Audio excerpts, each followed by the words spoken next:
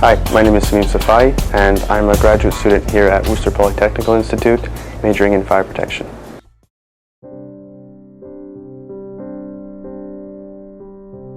The reason that I got into this venture, or I wanted to actually start the company, was because I'm doing this research on these sensing technologies, and I really believe that we have a very practical technology that is very useful for the real world, and we are in the right place or the right situation to make it happen.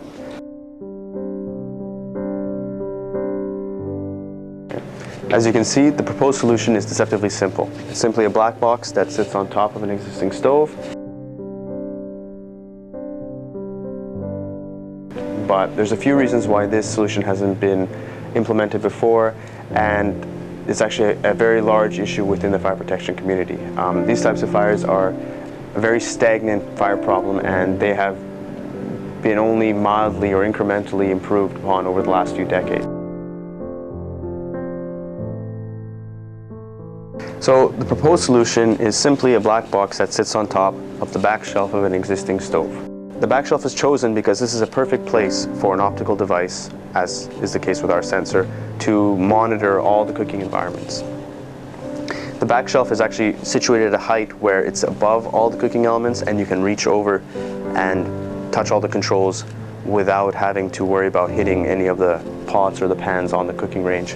So by placing our spot device on top of this, it gives us a clear view of the entire cooking range, and in the case that there is a pot or something on one of the back burners, it doesn't obstruct the view of our sensor to the front burners.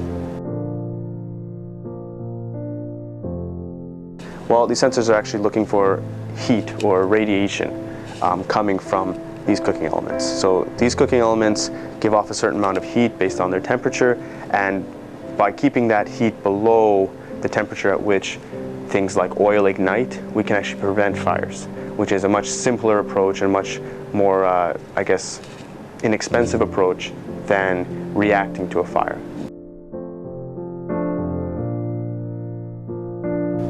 This gauge that we use here in the fire lab for measuring the actual heat flux or the actual energy release from a fire costs over $1,000, just one of them. And on top of that, you can actually see that it has two tubes that come out of it, and those require water cooling. So this thing needs continuous cold water supply to cool it and to maintain its performance, as well as $1,000, and that's for one unit. Again, this is an optical device, so it's not like a smoke detector that you require one of in a room. You require multiples of these at different angles, so the cost just becomes very impractical very quickly. It's something that would fit inside a device this big. It would be wireless, it would require no cooling, very little power consumption, and on top of that, it would only cost maybe $10 to $30 per sensor.